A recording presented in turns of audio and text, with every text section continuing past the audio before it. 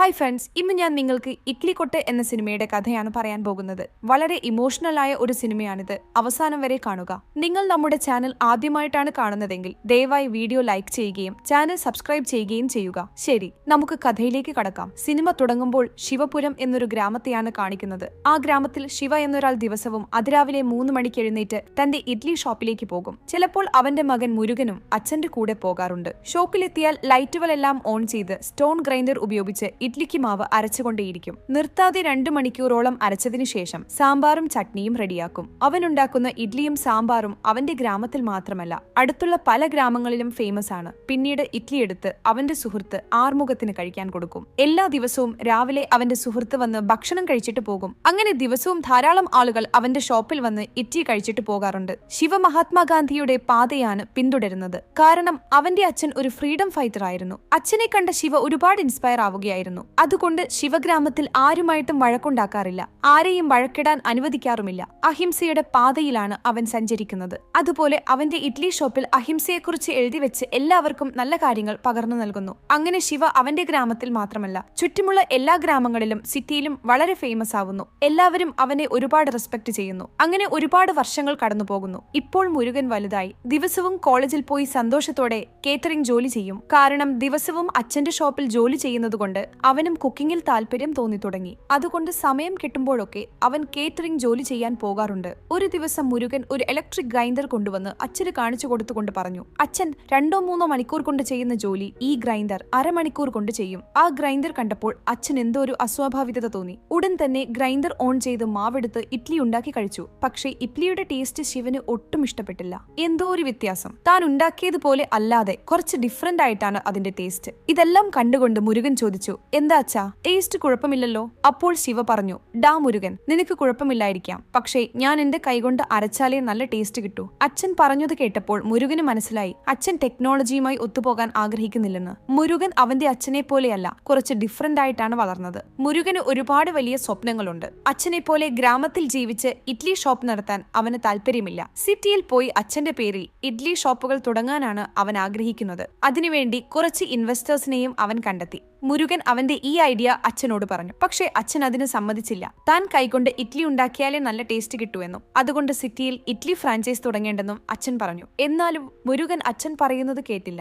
നോക്കൂ അച്ഛാ, നിങ്ങൾ സിറ്റിയിൽ വന്ന് ഇഡ്ലി ഉണ്ടാക്കേണ്ട ആവശ്യമില്ല. നിങ്ങൾ ഇഡ്ലി എങ്ങനെയാണ് ഉണ്ടാക്കുന്നതെന്ന് പറഞ്ഞാൽ മതി. ഞാൻ പാചകക്കാരെ വെച്ച് നിങ്ങൾ ഉണ്ടാക്കുന്നത് പോലെ ഉണ്ടാക്കിക്കോളാം, അവൻ പറഞ്ഞു. ശരിക്കും മുരുകന് സിറ്റിയിൽ പോയി നല്ലപോലെ പണം ഉണ്ടാക്കാനാണ് ആഗ്രഹം. എന്നാൽ അച്ഛനാണെങ്കിൽ പണത്തിനു വേണ്ടിയല്ല, മറിച്ച് സാറ്റിസ്ഫാക്ഷന് വേണ്ടിയാണ് ജോലി ചെയ്യുന്നത്. ഇപ്പോൾ മുരുകൻ സിറ്റിയിൽ പോയി ഇഡ്ലി ഷോപ്പുകൾക്ക് അച്ഛന്റെ പേരിടാൻ ആഗ്രഹിക്കുന്നു. പക്ഷേ അച്ഛൻ സമ്മതിച്ചു. പക്ഷേ അവന്റെ പേരിടരുത് എന്ന് പറഞ്ഞു. കാരണം വരുന്നവരെല്ലാം ഇഡ്ലി ഉണ്ടാക്കിയത് ശിവയാണെന്ന് വിചാരിച്ചു കഴിക്കും. പക്ഷേ സത്യം അറിയുമ്പോൾ അവൻ ഉണ്ടാക്കിയെടുത്ത പേര് നഷ്ടപ്പെടും. അതുകൊണ്ടാണ് സിറ്റിയിൽ ഫ്രാഞ്ചൈസ് തുടങ്ങേണ്ടെന്ന് അച്ഛൻ പറയുന്നത്. അതോടെ മുരുകന് അച്ഛനോട് ദേഷ്യം വന്നു. നോക്കൂ അച്ഛാ, എനിക്ക് നല്ലൊരു ഐഡിയ ആണ് കിട്ടിയത്. എന്റെ പ്ലാൻ നശിപ്പിക്കരുത്. അതുപോലെ ജീവിതകാലം മുഴുവൻ നിങ്ങളെപ്പോലെ ഗ്രാമത്തിൽ കിടക്കാനാണോ പറയുന്നത്? അവൻ വളരെ മോശമായൊരു വാക്ക് പറഞ്ഞു. അതുകേട്ട് അച്ഛൻ ഒരുപാട് ദുഃഖമായി. മുരുകൻ മദ്രാസിലേക്ക് പോയി എന്തെങ്കിലും ചെയ്യാമെന്ന് തീരുമാനിച്ചു. മകൻ മദ്രാസിലേക്ക് പോകാൻ അച്ഛനും സമ്മതിച്ചു. ഉടൻ തന്നെ മുരുകനെ ബസ്സിൽ കയറ്റി അച്ഛൻ ഒരുപാട് കാര്യങ്ങൾ അവനോട് പറഞ്ഞു. മോനെ, ഒരുപക്ഷെ ഞാൻ മരിച്ചാൽ എന്റെ ആത്മാവ് ഇഡ്ലി ഷോപ്പിന് ചുറ്റും കറങ്ങിക്കൊണ്ടിരിക്കും. നീ മദ്രാസിലേക്ക് പോകുമ്പോൾ നമ്മുടെ ഇഡ്ലി ഷോപ്പ് മറക്കരുത്, അച്ഛൻ പറഞ്ഞു. അങ്ങനെ മുരുകൻ അവന്റെ ഗ്രാമം വിട്ട് മദ്രാസിലേക്ക് പോയി. അതിനുശേഷം മദ്രാസിൽ നിന്ന് ബാങ്കോക്കിലേക്ക് പോയി. ഇപ്പോൾ മുരുകൻ ബാങ്കോക്കിലെ ഒരു കോടീശ്വരന്റെ കൂടെയാണ് ജോലി ചെയ്യുന്നത്. ദിവസവും ആളുകളെ എങ്ങനെ കുക്ക് ചെയ്യണമെന്ന് പഠിപ്പിക്കും. ലളിതമായി പറഞ്ഞാൽ കോടീശ്വരന്റെ കീഴിൽ സൂപ്പർവൈസർ ആയിട്ടാണ് അവൻ ജോലി ചെയ്യുന്നത്. അതുപോലെ കോടീശ്വരന്റെ മകൾ മീനയെ വിവാഹം കഴിക്കാൻ അവൻ തയ്യാറെടുക്കുകയാണ്. ശരിക്കും മുരുകൻ മീനയെ അത്രയധികം ലവ് ചെയ്യുന്നില്ല. പക്ഷേ മീന മുരുകനെ ഒരുപാട് ലവ് ചെയ്യുന്നുണ്ട്. അതുപോലെ കോടീശ്വരനായ വിഷ്ണുവർദ്ധൻ മനഃപൂർവ്വം മീനയെ മുരുകന് കല്യാണം കഴിച്ചു കൊടുക്കാൻ ആഗ്രഹിക്കുന്നു. കാരണം മുരുകൻ വളരെ നല്ലൊരു വ്യക്തിയാണ്. അതിനുപരി മുരുകൻ കാരണം അവരുടെ കമ്പനി ഒരുപാട് വികസിക്കുന്നുണ്ട്. കൂടാതെ ധാരാളം പ്രോഫിറ്റ്സ് കിട്ടുന്നു. അതുകൊണ്ട് മുരുകനെ മരുമകനായി സ്വീകരിക്കാൻ വിഷ്ണുവർദ്ധൻ സമ്മതിച്ചു. എന്നാൽ വിഷ്ണുവർദ്ധന്റെ മകൻ വളരെ ഡിഫറന്റ് ആണ്. അതായത് അവന്റെ അച്ഛൻ ഒരുപാട് കഷ്ടപ്പെട്ട് കമ്പനിയെ ഉയർത്തിക്കൊണ്ടുവരുമ്പോൾ മകൻ അശ്വിൻ ഒരു റൗഡിയെ പോലെയാണ് പെരുമാറുന്നത്. എപ്പോഴും ആരെയെങ്കിലും തല്ലി ഒരുപാട് പ്രശ്നങ്ങൾ ഉണ്ടാക്കിക്കൊണ്ടിരിക്കും. അങ്ങനെ ഓരോ പ്രശ്നമുണ്ടാക്കുമ്പോഴും മുരുകനാണ് പരിഹാരം പറയാറ്. ശരിക്കും മുരുകനെ അശ്വിൻ ഇഷ്ടമല്ല. കാരണം അശ്വിൻ തെറ്റ് ചെയ്യുമ്പോഴെല്ലാം വിഷ്ണുവർദ്ധൻ അശ്വിനെ മുരുകനുമായി കമ്പയർ ചെയ്യും. അതുപോലെ മുരുകൻ അവന്റെ പെങ്ങളെ കല്യാണം കഴിക്കാൻ പോകുന്നതുകൊണ്ട് മുരുകനോട് കൂടുതൽ ദേഷ്യം തോന്നുന്നു. എന്നാലും അവന് മുരുകനെ ഒന്നും ചെയ്യാൻ സാധിക്കുന്നില്ല. കാരണം മുരുകനെ ഓഫീസിലുള്ള എല്ലാവർക്കും വളരെ ഇഷ്ടമാണ്. എല്ലാവരെക്കാളും അധികം സ്വന്തം പെങ്ങൾക്ക് ഇഷ്ടമുള്ളതുകൊണ്ട് അശ്വിൻ മുരുകനോട് ഒന്നും പറയാറില്ല. പക്ഷെ സമയം കിട്ടുമ്പോഴൊക്കെ മുരുകനെ വളരെ ചീപ്പായിട്ടാണ് അവൻ കാണുന്നത്. മുരുകനും അവരെ റെസ്പെക്ട് ചെയ്തും അവർ എന്ത് പറഞ്ഞാലും ഒന്നും തിരിച്ചു പറയാതെ സൈലന്റ് ആയിട്ട് നിൽക്കും. അടുത്ത ദിവസം അവൻ അവന്റെ അച്ഛനമ്മമാരെ വിളിച്ച് കല്യാണക്കാര്യം പറഞ്ഞ് ബാങ്കോക്കിലേക്ക് വരാൻ പറഞ്ഞു. പക്ഷേ അച്ഛന് പ്രായമായതുകൊണ്ട് ഫ്ലൈറ്റിൽ യാത്ര ചെയ്യാൻ സാധിക്കില്ല. അതുകൊണ്ട് കല്യാണം ഗ്രാമത്തിൽ വെച്ച് നടത്താമെന്ന് അവർ വിചാരിച്ചു. പക്ഷെ മുരുകന് എന്ത് പറയണമെന്ന് മനസ്സിലായില്ല. അവൻ ഫോൺ കട്ട് ചെയ്തു.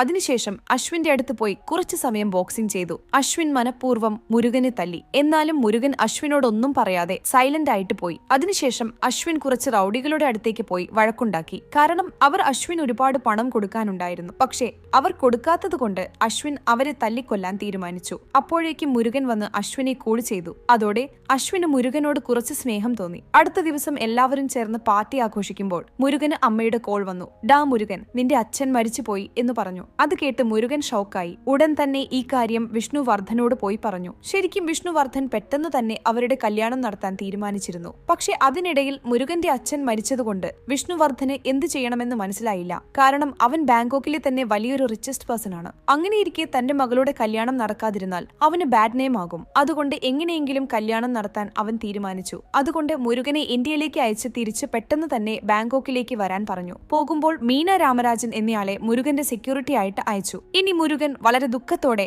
അവന്റെ സ്വന്തം ഗ്രാമത്തിലേക്ക് പോകുന്നു. കാരണം ഇത്രയും വർഷമായി അവന്റെ അച്ഛനമ്മമാരോടൊപ്പം ടൈം സ്പെൻഡ് ചെയ്യണമെന്ന് അവൻ ആഗ്രഹിച്ചിരുന്നു. പക്ഷെ മുരുകന് സമയം കിട്ടാതിരുന്നതുകൊണ്ട് ഇത്രയും വർഷം അവൻ അച്ഛനമ്മമാരെ മിസ് ചെയ്തു. പാവം ഇപ്പോൾ പെട്ടെന്ന് അച്ഛൻ മരിച്ചതുകൊണ്ട് അവൻ ഒരുപാട് കരഞ്ഞു. മുരുകൻ അവന്റെ ഗ്രാമത്തിലെത്തിയപ്പോൾ അച്ഛന്റെ ഇഡ്ലി ഷോപ്പ് കണ്ടു. ഷോപ്പ് ആദ്യമായി അടച്ചിട്ടിരിക്കുന്നത് കണ്ട് അവൻ ഒരുപാട് ദുഃഖിച്ചു. പിന്നീട് അച്ഛന് ചെയ്യേണ്ട എല്ലാ കർമ്മങ്ങളും ചെയ്തു. പാവം അച്ഛൻ മരിച്ചതുകൊണ്ട് ഒരുപാട് ആളുകൾ വന്ന് അന്ത്യകർമ്മങ്ങളിൽ പങ്കെടുത്തു. അതേ ദിവസം മുരുകന്റെ വീട്ടിലെ പശുവിന് ഒരു ചെറിയ കിടാവിനെ പ്രസവിച്ചു. ആ ചെറിയ കിടാവിൽ എല്ലാവരും ശിവനെയാണ് കണ്ടത്. കാരണം ശിവൻ മരിച്ച അതേ ദിവസം തന്നെയാണ് കിടാവ് പ്രസവിച്ചത്. അതുകൊണ്ട് എല്ലാവരും ശിവൻ ഈ രൂപത്തിൽ ജനിച്ചെന്ന് വിചാരിച്ചു. ശിവന്റെ ഭാര്യ ആ കിടാവിന്റെ അടുത്ത് പോയി അതിനെ കെട്ടിപ്പിടിച്ച് അതിന് ശിവം എന്ന് പേരിട്ടു. മറ്റൊരിടത്ത് രാമരാജൻ അവന്റെ സ്വന്തം ഗ്രാമത്തിലേക്ക് പോയി അവന്റെ ഭാര്യയെയും മക്കളെയും കണ്ടുമുട്ടി. രാമരാജനെ കണ്ട് അവന്റെ ഫാമിലി മെമ്പേഴ്സ് വളരെ സന്തോഷിച്ചു. പക്ഷെ പാവം അവന്റെ അമ്മയ്ക്ക് രാമരാജനെ തിരിച്ചറിയാൻ പോലും സാധിച്ചില്ല. അതോടെ അവൻ ഒരുപാട് വിഷമിച്ചു. ഇവിടെ മുരുകനെ മീന വിളിച്ച്,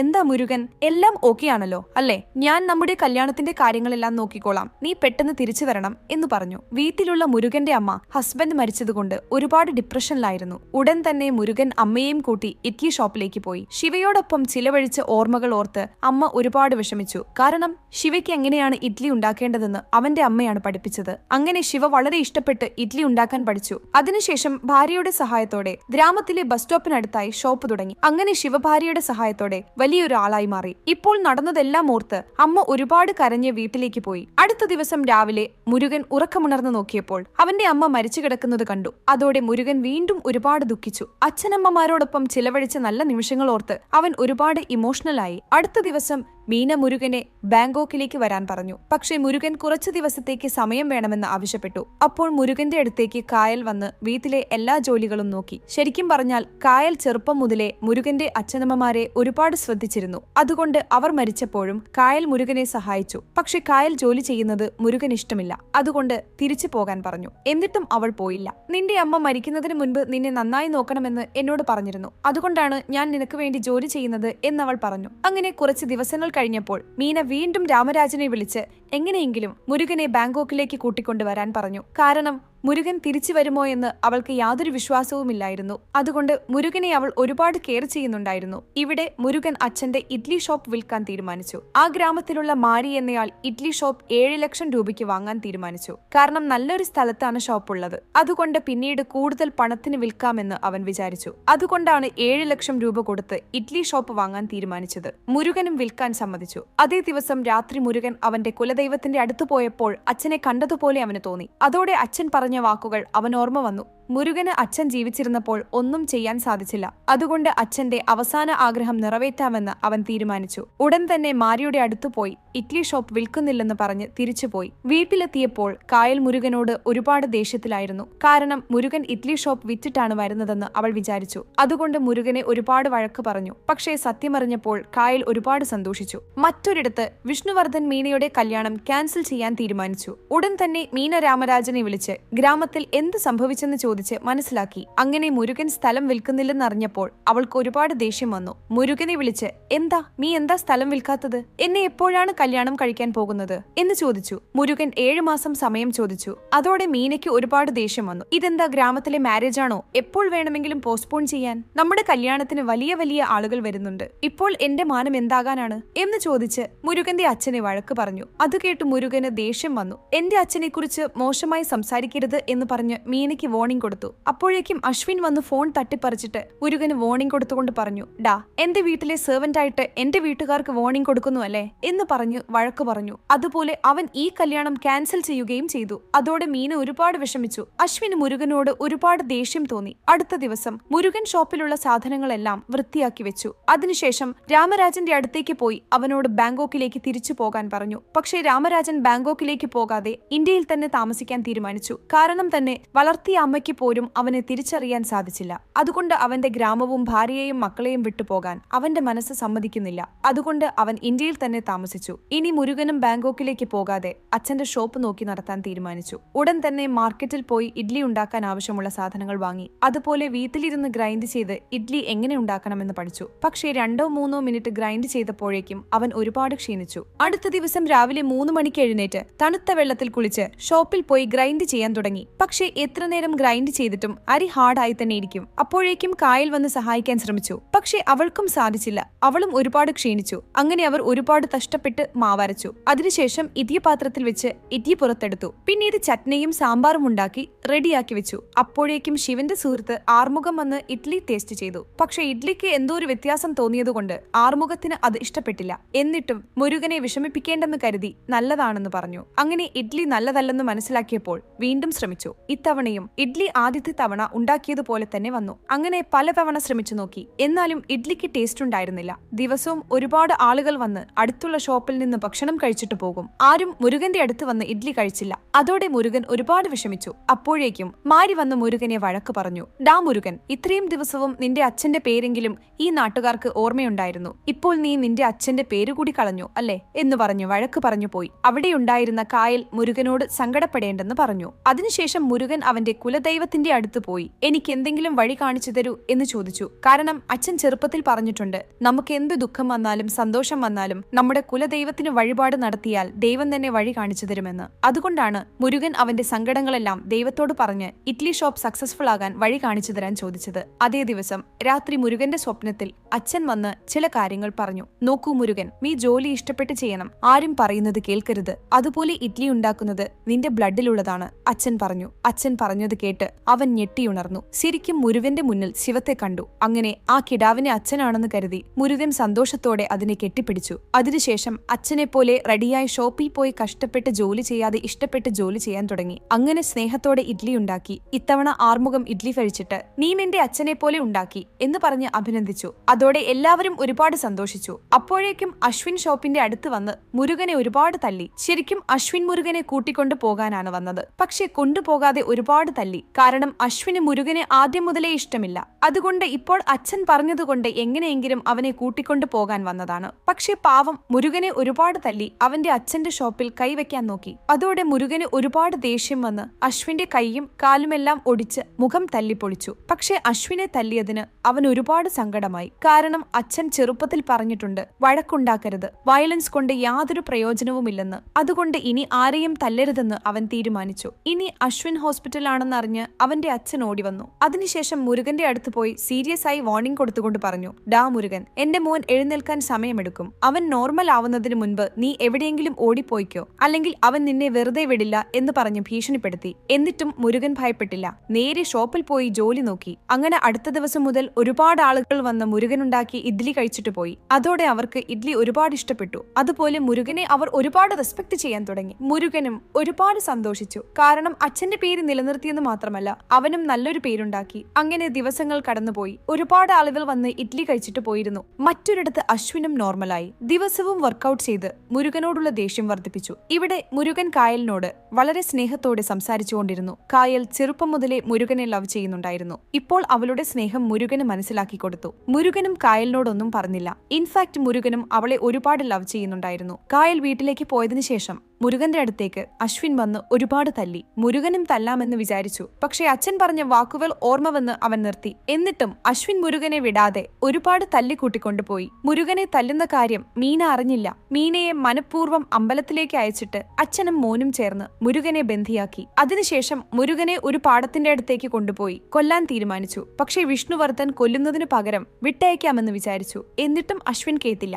ഇന്ന് ഞാൻ മുരുകനെ തീർച്ചയായും കൊല്ലും എന്ന് പറഞ്ഞ് ഭീഷണിപ്പെടുത്തി മുരുകനെ ഷൂട്ട് ചെയ്തു. അതോടെ മുരുകൻ അൺകോൺഷ്യസ് ആയി പോയി. സത്യമറിഞ്ഞ ഗ്രാമവാസികൾക്ക് മുരുകന് എന്ത് സംഭവിച്ചെന്ന് ഓർത്ത് ഒരുപാട് ദുഃഖമായി. ഉടൻ തന്നെ രാമരാജൻ അമ്പലത്തിലുള്ള മീനയുടെ അടുത്ത് പോയി അവളെ കിഡ്നാപ്പ് ചെയ്തു. മറ്റൊരിടത്ത് ഗ്രാമത്തിലെ ആളുകളെല്ലാം ചേർന്ന് വിഷ്ണുവർദ്ധന്റെ വീടിന്റെ അടുത്തേക്ക് പോയി മുരുകൻ എവിടെയാണ്, അവൻ എന്താണ് സംഭവിച്ചത് എന്ന് ചോദിച്ച് ഒരുപാട് വഴക്കുണ്ടാക്കി. എന്നിട്ടും വിഷ്ണുവർദ്ധൻ ഒന്നും പറഞ്ഞില്ല. കുറച്ച് ഗ്രാമവാസികൾ കാട്ടിലേക്ക് പോയി മുരുകനെ ഒരുപാട് തിരഞ്ഞു. ഒരുപാട് നേരം തിരഞ്ഞതിനു ശേഷം ഒരു സ്ഥലത്ത് മുരുകനെ കണ്ടു. ഉടൻ തന്നെ മുരുകനെ ഹോസ്പിറ്റലിൽ കൊണ്ടുപോയി. ഇവിടെ ആളുകൾക്ക് മുരുകൻ എന്തെങ്കിലും സംഭവിച്ചാൽ അശ്വിനെ കൊല്ലണമെന്ന് വിചാരിച്ചു. മറ്റൊരിടത്ത് രാമരാജൻ മീനയോട് സംഭവിച്ചതെല്ലാം പറഞ്ഞു. അതോടെ മീനയ്ക്ക് അശ്വിനോട് ഒരുപാട് ദേഷ്യം വന്നു. കുറച്ചു സമയം കഴിഞ്ഞപ്പോൾ മുരുകൻ കോൺഷ്യസ് ആയി. ഉടൻ തന്നെ മുരുകന്റെ അടുത്തേക്ക് ഇൻസ്പെക്ടർ പോയി. ഡാ മോനെ, നിന്നെ ആരാണ് ഷൂട്ട് ചെയ്തത് എന്ന് ചോദിച്ചു. പക്ഷേ മുരുകൻ അശ്വിന്റെ പേര് പറയാതെ എന്നെ ആരാണ് ഷൂട്ട് ചെയ്തതെന്ന് എനിക്കറിയില്ല എന്ന് പറഞ്ഞു. സത്യമറിഞ്ഞ രാമരാജൻ മീനയെ വിട്ടയച്ചു. ഉടൻ തന്നെ മീന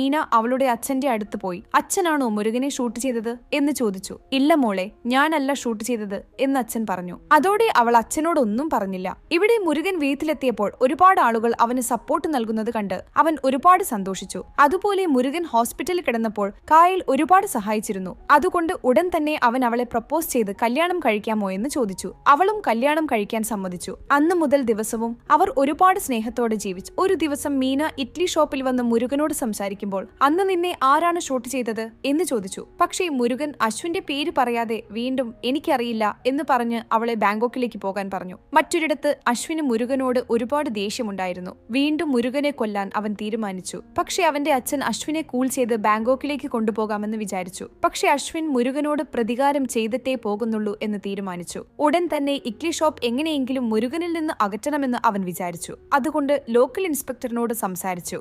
ഇഡ്ലി ഷോപ്പിന് എന്തെങ്കിലും ചെയ്യണമെന്ന് പറഞ്ഞു. ശരിക്കും ഇൻസ്പെക്ടറിന് മുരുകന്റെ അച്ഛനെ നന്നായി അറിയാമായിരുന്നു. ഇൻസ്പെക്ടർ ചെറുപ്പമായിരുന്നപ്പോൾ മുരുകന്റെ അച്ഛൻ ദിവസവും ഇഡ്ലി കൊടുക്കാറുണ്ടായിരുന്നു. അതുകൊണ്ട് ഇൻസ്പെക്ടറിന് ശിവനോട് റെസ്പെക്ട് ഉണ്ടായിരുന്നത് കാരണം അശ്വിനെ സഹായിച്ചില്ല. അടുത്ത ദിവസം മാരിക്കായലിന്റെ അമ്മയുടെ അടുത്ത് പോയി കല്യാണക്കാര്യം സംസാരിച്ച് ഞാൻ കായലിനെ കല്യാണം കഴിക്കട്ടെ എന്ന് ചോദിച്ചു. പക്ഷേ അവളുടെ അമ്മ കായലിനെ മാരിക്ക് കൊടുക്കാൻ സമ്മതിച്ചില്ല. കാരണം അവർ മുമ്പ് തന്നെ മുരുകന് കല്യാണം കഴിച്ചു കൊടുക്കാൻ തീരുമാനിച്ചിരുന്നു. അതുകൊണ്ട് അവർ സമ്മതിച്ചില്ല. ശരിക്കും മാരിക്ക് കായലിനെ ഒരുപാട് ഇഷ്ടമായിരുന്നു. അതുകൊണ്ടാണ് അവൻ കല്യാണം കഴിക്കാൻ ആഗ്രഹിച്ചത്. പക്ഷെ അവർ സമ്മതിക്കാത്തതുകൊണ്ട് അവൻ ഒരുപാട് ദേഷ്യത്തിലായിരുന്നു. അതുകൊണ്ട് ഒരുപാട് ഡ്രിങ്ക് ചെയ്ത് മുരുകനെയും കായലിനെയും കൊല്ലാൻ തീരുമാനിച്ചു. അപ്പോഴേക്കും ശിവൻ വന്നതുകൊണ്ട് അതിനെയും കൊല്ലാൻ തീരുമാനിച്ചു. ഉടൻ തന്നെ മുരുകൻ വന്ന് മാരിയെ ഒരുപാട് തല്ലി. അങ്ങനെ ഗ്രാമത്തിൽ വലിയൊരു വഴക്കുണ്ടായി. മറ്റൊരിടത്ത് അശ്വിൻ നേരെ ഇഡ്ലി ഷോപ്പിന്റെ അടുത്ത് പോയി ഷോപ്പിന് തീയിട്ട് വളരെ സന്തോഷിച്ചു. കുറച്ചു സമയം കഴിഞ്ഞ് മുരുകൻ ഷോപ്പിന്റെ അടുത്ത് വന്ന് കത്തുന്ന ഇഡ്ലി ഷോപ്പ് കണ്ട് ഒരുപാട് കരഞ്ഞു. സത്യമറിഞ്ഞ മീന ഉടൻ തന്നെ ഒരു സ്റ്റിക്ക് എടുത്ത് അവളുടെ അണ്ണന്റെ അടുത്തേക്ക് പോയി ഒരുപാട് തല്ലി.